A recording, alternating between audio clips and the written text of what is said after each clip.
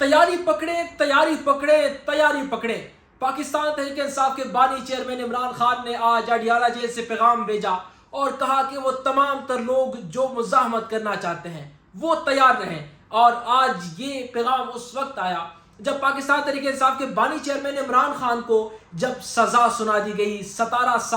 سال قید کی سزا سنا دی گئی ایکسٹرا ان کو بھی، اور اس کے ساتھ ساتھ ان کی جو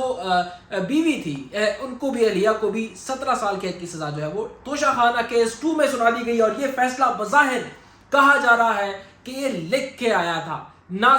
کوئی طریقہ کار، نہ کچھ آیا اور 10-15 منٹ میں معاملات کو جو ہے وہ رفع دفع کیا۔ اس تمام تر سچویشن کے دوران یہ بھی ہوا کہ عمران خان نے بائیکاٹ کرنے کا فیصلہ کیا، اپنے بیوی کو کہا کہ کیا چاہتی ہیں آپ، تو دونوں نے فیصلہ کیا کہ اب ہم بائیکاٹ چاہتے ہیں، اور انہوں نے بائیکاٹ کر کے اگلی نشست سے پیچھے آخری نشست پر بیٹھ گئے اور کہا کہ ہم اس فیصلے سے یا اس کارروائی سے بائیکاٹ کرتے ہیں کیونکہ ہمیں لگ رہا ہے کہ ہمیں سزا سنا دی جائے گی۔ اور اس کے بعد جیسے ہی جج صاحب نے کہا تو جج صاحب نے کہا کہ جناب آپ لوگوں کو 17 سال قید کی سزا اور اس کے ساتھ ساتھ 10 سال الگ اور اس کے ساتھ 5 اور 7 2 جو ہیں ٹوٹل 7 یعنی کہ 17 سال کی سزا اور جو ہے مکمل ہو گئی ہے اور ان کو سنا دی گئی ہے۔ اور اس کے ساتھ یہ ہوا کہ بائیکاٹ کرنے کے بعد ان کی جو وکیل تھے عمران خان کے، انہوں نے بھی کہا کہ میں وہ جیسے ہی آیا تو عمران خان نے اس کو کہا کہ آپ نہیں شامل ہوں گے، انہوں نے حاضری بھی لگا دی، جس پر عمران خان برہم ہوئے۔ کچھ ذرائع کہتے ہیں کہ وہ مسکرائے اور کہا کہ آپ کرتے رہیں، میں اپنے معاملات عوام پہ چھوڑتا ہوں، معاملات وہ دیکھیں گے۔ اور اس کے بعد پیغام ایسا دیا کہ کہا کہ اب سہیل افریدی کے ہاتھ میں تمام تر چیزیں ہیں، اسٹریٹ پاور دکھا دیں، لوگ اپنے گھروں سے باہر نکلیں اور اب ہمارے پاس کوئی راستہ نہیں بچا، تمام تر معاملات اب ہمارے ہاتھ سے اس طرح نکلے ہیں جو عدلیہ کی جانب ہم دیکھ رہے تھے کہ ہمارے لیے کچھ نہ کچھ ریلیف مل جائے گا، وہاں پر اب فیصلے تیار سنائے جا رہے ہیں، کہیں اور سے آتے ہیں اور کہیں اور جو ہے وہ سنائے جاتے ہیں اور پھر فیصلہ صادر کیا جاتا ہے اور ہم اس کے حکم کے مطابق جیل میں زندگی گزار رہے ہیں۔ اب انہوں نے واضح پیغام اپنی بہنوں کے ذریعے دیا ہے اور کہا ہے کہ نہ ادھر دیکھیں نہ ادھر دیکھیں، کوئی مذاکرات کی بات کرے تو اس کی طرف دیکھیں اور خاموش ہو جائیں، اور اب صرف ایک راستہ باقی ہے، وہ ہے مزاحمت، یعنی کہ جو کہ تقریباً اگر آپ کو یاد ہو ہمارے پچھلے 2 ولاگ میں ہم نے اس کے ذکر کیا کہ سہیل افریدی نے کہا ہے کہ اب تیاری پکڑیں۔ اب خان کی طرف سے بھی پیغام آ چکا ہے اور خان نے کہا ہے کہ آپ لوگ تیاری پکڑیں اور ہم معاملات کو دیکھیں گے۔ سہیل افریدی کو تمام تر گراؤنڈ جو ہے وہ دے دیا گیا ہے اور کہا ہے کہ اس دفعہ معاملات کچھ الگ ہونے چاہیے۔ کیا ہوگا، مزاحمت کس انداز سے ہوگی، کہاں پر ٹھہراؤ ہوگا، اسلام آباد آئیں گے یا پھر اپنے صوبوں میں، لیکن اندرونی معاملات اس سے مختلف ہیں۔ جو تحریک تحفظ آئین پاکستان ہے آج وہ کانفرنس کر چکی ہے، اور قومی کانفرنس جس میں بہت سارے پارٹیوں کو مدعو کیا گیا تھا لیکن کسی پارٹی نے بھی شرکت نہیں کی سوائے 2-3 کے۔ مولانا فضل الرحمان جمعیت علماء اسلام کے مین قیادت جو ہے، اس کے ساتھ جماعت اسلامی پیپلز پارٹی کو مدعو کرنے کا فیصلہ کیا گیا، پھر اندرونی اختلافات پر ان کو کہا گیا کہ آپ لوگ نہیں آئیں گے، جس کے بعد معاملات خراب ہوئے۔ اور اس وقت بھی تحریک تحفظ آئین پاکستان گراؤنڈ پر صرف اور صرف مذاکرات چاہتی ہے، لیکن خان ڈٹا ہوا ہے، 2 الفا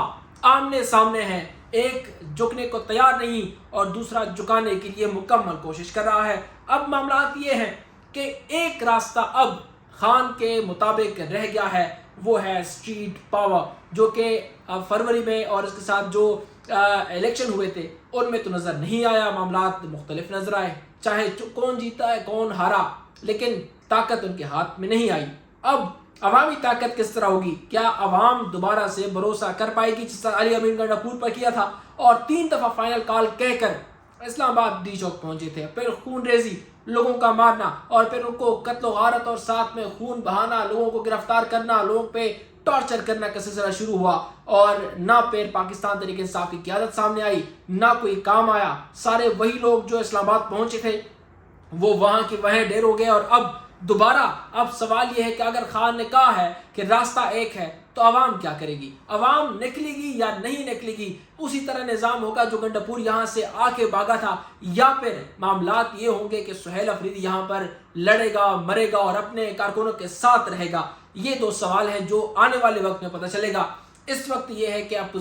جو اپوزیشن ہے پاکستان تحریک انصاف کے بانی چیئرمین عمران خان نے کہہ دیا ہے کہ اب مزاحمت ہوگی اور ایک راستہ جو ہے ہمارے پاس باقی رہ گیا ہے۔ اب آنے والے وقت میں کیا ہوگا؟ سہیل افریدی کو آج بیان پہنچ جائے گا اور وہ لائحہ عمل تیار کریں گے۔ اب آنے والے وقت میں پتہ چلے گا کہ سہیل افریدی کتنی شدت سے اس تحریک کو آگے بڑھائیں گے، یا پھر اسی طرح ہوگا جس طرح ہم نے 2022 سے 2023 سے لے کر آج تک 2025 دسمبر تک دیکھا، وہ ہوگا یا کچھ اور ہوگا۔ اس حوالے سے نئی اپڈیٹ آج رات مختلف سورسز سے آئیں گی، ضرور آئیں گی، اور اس کے ساتھ بھی ہوگا کہ کیا لائحہ عمل ہوگا، اس پر بھی جو ہے وہ غور کیا جا رہا ہے ابھی، اور ابھی دیکھا جا رہا ہے کہ کیا کیا جائے، کیونکہ خان کو 17 سال قید کی سزا اور کہا گیا 1 کروڑ 65 سمتنگ لاکھ روپے جو ہے وہ جرمانہ کیا گیا ہے۔ لیکن یہ کہ اب ان کو پتہ چل گیا کہ ہماری خیر نہیں، ہمارے کسی طریقے سے ریلیف ملنے کا کوئی امکان نہیں ہے، تو ایک راستہ بچتا ہے، یا تو مرو یا مارو۔ اب کیا کریں گے پاکستان تحریک انصاف، پاکستان کی قیادت کیا کرے گی، اور